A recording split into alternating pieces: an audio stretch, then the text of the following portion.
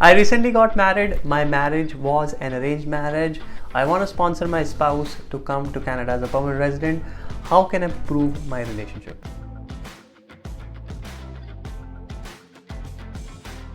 Welcome back to the channel, guys. My name is Dhruv. I am a regulated created immigration consultant at our firm Effizient. We assist all prospective immigrants with their immigration to Canada. So if you have any questions, you want to get in touch with us, here is our contact information. You can call us, you can email us, you can WhatsApp us, or you can visit us in person. Our office is in Cambridge, Ontario.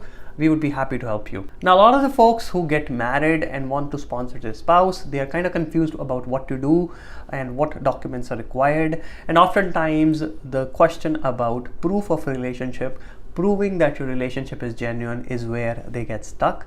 They want to know how they can prove their relationship is genuine, what documents they can provide, especially in case their marriage was arranged. So they do not have that big of a relationship history.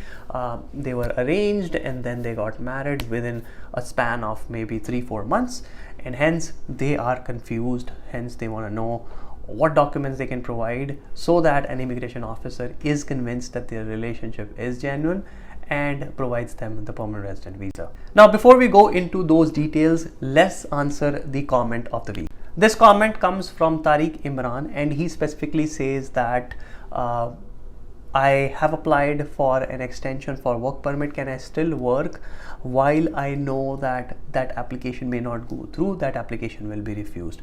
The answer to this question is, under the maintained status, if you previously held the status as a worker and you have applied to extend your status as a worker in Canada, you are allowed under law to continue working under the conditions of your original work permit until a decision is made on the new application that you have submitted. Now, if you submit an application on July 12th, that application will give you implied status until a decision is made, no matter what the outcome of that application is. So yes, as per the maintained status, you would be legally allowed to work until a decision is made on your new application, be it positive decision or negative decision. I hope this answers your question. Alright guys, coming back to the topic of the video, just giving you an example scenario. Say you were in a position where you were looking to get married, and your parents, especially in cases of arranged marriage, your parents found someone, a suitable person for you. You got introduced to that person.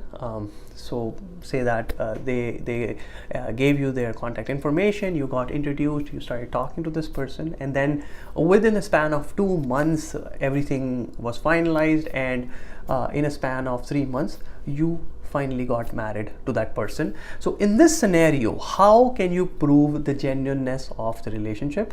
I'm gonna talk about this specific example, and hopefully from this example you can gauge what documents you can provide for your specific case.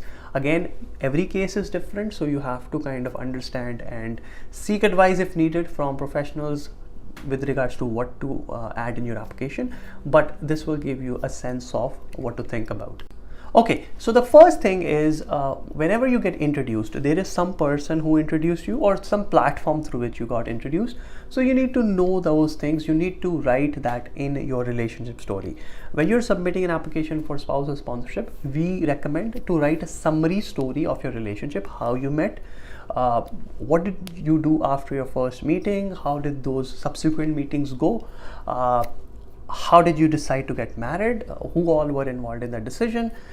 Then tell the immigration officer about the marriage, about all the events that took place in detail, and finally, if you did anything post your marriage, went for a honeymoon, went for a vacation, and following that, tell some proof or give some information about how you are financially dependent on each other, and if during your relationship you frequently visited each other, provide information about that.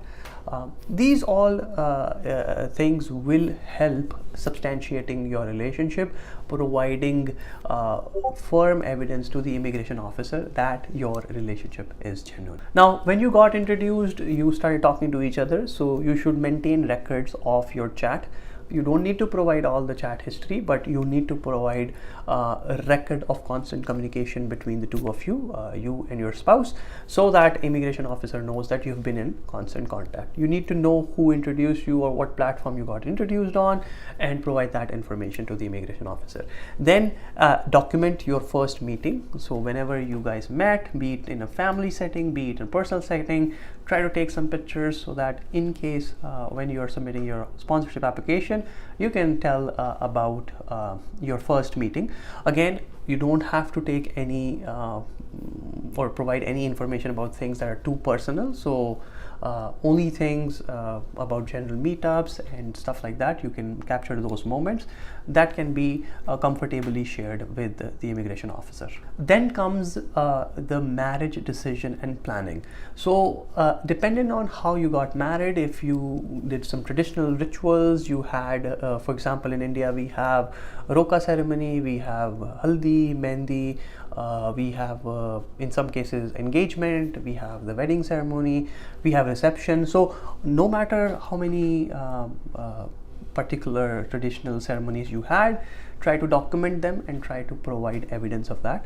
And the important thing is, try to showcase pictures, showcase the visuals of scenes where not only the two of you are present, but also other family members and other members of the public, because this helps an immigration officer establish that your marriage was a public affair, it was announced to the world, and it's not something that you guys are just doing to seek immigration advantages. Once you have told about your marriage ceremonies and given some photographic evidence of those, then keep track of the time that you went out. If you went for honeymoon, you can provide information about where you went, when you went, proof of travel itinerary, and also some pictures from those trips. If during the course of your first meeting until the time you're applying for this application, you have ever sent money to each other, you can provide proof of that as financial interdependence. And lastly, if you've had any insurance at work or life insurance and your spouse is added as a beneficiary or vice versa, you can provide proof of that as well. If you're still lacking proof as per the checklist, so if you go to the spousal sponsorship checklist, there is a list of evidence that they need for proving your relationship. You can follow that, and in some cases, if there are certain documents that you're lacking, IRCC also accepts photographs or screenshots of social media posts and also letters from your friends or family members in support of your relationship. With all these documents combined and presented well, you can very easily prove the genuineness of your relationship. So in summary, in this video we have talked about folks who get arranged and get married within a short span, how they can convince the immigration officer, keep track of how you met, take pictures, document your ceremonies that took place during your marriage. With all of these things combined, you don't need to worry if presented properly.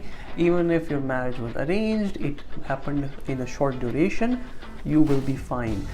I hope this video gave you some understanding about how you can prove the genuineness of your relationship to IRCC when doing spousal sponsorship. If you like this video, please hit the like button, subscribe to the channel, and hit the bell icon so you are notified about any new video that we upload. Thanks a lot for watching, guys, and I'll see you in the next video.